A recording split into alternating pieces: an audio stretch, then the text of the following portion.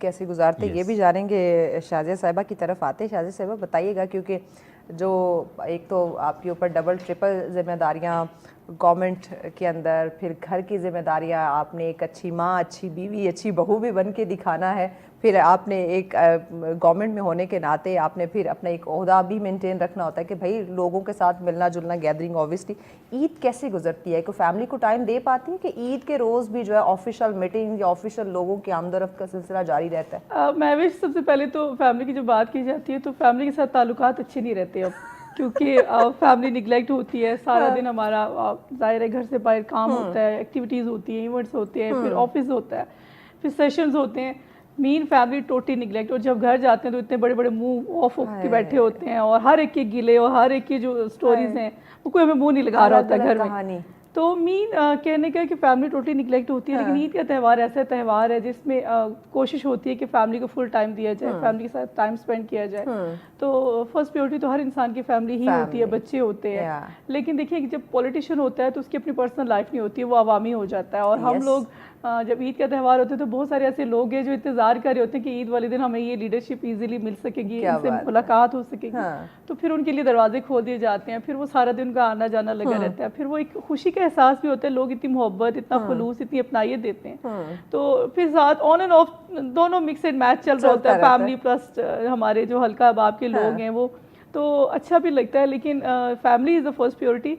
और कोशिश होती है बच्चों के साथ ईद का त्यौहार मनाए, फिर बारबेक्यू नाइट होती है फैमिली के साथ, फिर डिनर खाबे सब कुछ चल रहा होता है। ईद के अब जैसे कि हम दूसरे रोज़ में हैं तो दूसरे तीसरे रोज़ की क्या रूटीन होती है? मोस्टली तो ईद का पहला दिन ज़्यादा बिजी होता है क्योंकि आपने जानवर ज़िबा करना, वो एक सुन्नत अदा करनी, फिर ऑब्वियसली उसको डिस्ट्रीब्यूट करने में ख़वातीन फिर पेश होती हैं, तो वो ज़्यादा मसरूफ़ दिन होता है। तो ईद के दूसरे तीसरे दिन की क्या प्लानिंग कर रखी है? मैं भी कुर्बानी तो मैंने कल कर ली थी और कल गोश्त भी डिस्ट्रीब्यूट कर लिया था। आज थोड़ा सोने का दिन था तो आज थोड़ा रेस्ट किया उठ के। अब आज हमारे इवेंट से निकल के जाके कुछ एक्टिविटी बाहर आउटिंग का प्लान है कि बाहर फैमिली के साथ जाके कोई बारबेक्यू प्लान है। तो ये थोड़ा हमारे होता है सेकंड डे का कि हम थोड़ा, एक मेरा ताल्लुक आज़ाद कश्मीर से भी है तो प्लान होता है थोड़ा कोहाला पार करके उनको वहाँ की अच्छी सी लोकेशन देके तो थोड़ा फैमिली को एंजॉय किया जाए। एग्जैक्टली। तो फिर ये भी होता है। दूसरा दिन मेरा टोटली फैमिली को होता है। मैं फिर पॉलिटिकल तौर पे थोड़ी मैं चुप हो जाती हूँ। फोन बंद कर देती हैं कि भाई अब नहीं, बंद नहीं करती।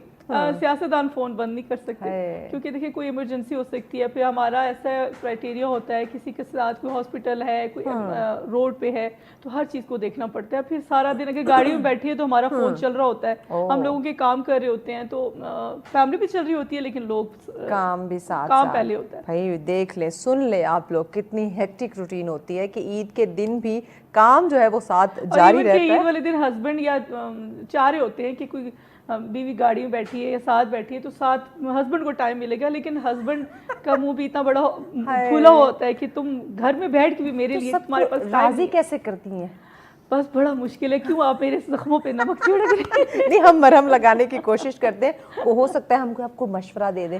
लेकिन देखिए जब इंसान सोशल होता है, जब कुछ करने का एक जज्बा होता है, जब किसी के लिए अच्छा करने का सोच रहा होता है, तो ऑब्वियसली आपके अंदर अल्लाह ताला की तरफ से एक ऐसा जज्बा क्रिएट होता है कि आपको खुशी का एहसास होता है, आपको सुकून की नींद आती है। और हम जब किसी के लिए कुछ भलाई कर रहे होते हैं तो फैमिली सपोर्ट साथ होती है, तभी इस मकाम पे पहुंचते हैं। लेकिन जाहिर है लेकिन वो ऊपर से प्रिटेंड करते हैं कि हम खफा हैं। लेकिन जब आप ऊपर जाते हैं, आपको एक फेम मिलता है, आपको लोगों की नज़र में इज्जत मिलती है, तो ऑब्वियसली फैमिली थोड़ा सा सोचती है कि वो जो हमारा बंदा था, जो हमारे साथ हर टाइम अवेलेबल था, हमारे लिए सोचता था, वो हमारे लिए अवेलेबल नहीं है।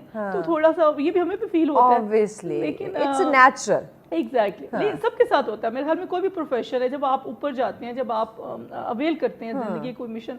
अभी इन्होंने कहा कि जिस तरह इन्होंने अपना टर्न चेंज किया, जिंदगी में आप जब कुछ हासिल करना चाहते हो तो आपको नहीं पता होता आपने एक्चुअल लाइफ में करना क्या, आप बस कर रहे होते हैं लेकिन आपके अंदर से एक सेटिस्फेक्शन नहीं होती। तो इन्होंने अपना वो जो प्रोफेशन चेंज किया वो उनको अब सेटिस्फेक्शन दे रहा है, क्योंकि वो चाहते थे कि ये बड़े शरारती हैं, तो इनकी बात ना करें आप। तो इसलिए आपको, मुझे सेटिस्फेक्शन मिली है। मैंने बहुत कुछ करना चाहा लेकिन मैंने मैंने फिर पॉलिटिक्स को ज्वाइन किया कि मैं चाहती थी कि मैं लोगों के लिए कुछ करूं, क्या बात है। तो इसलिए मुझे बड़ा सुकून मिलता है। ये इस पे मैं ज़रूर इनसे पूछूंगी। इन्होंने कहा कि मुझे शौक था पॉलिटिक्स ज्वाइन करूं, क्योंकि जैसे पॉलिटिक्स का नाम आता है मोस्टली पेरेंट्स कहते हैं नहीं ये ख़वातीन के लिए बिल्कुल ये फील्ड नहीं है, इसमें नहीं जाना चाहिए। तो इसी तरह हम बात करेंगे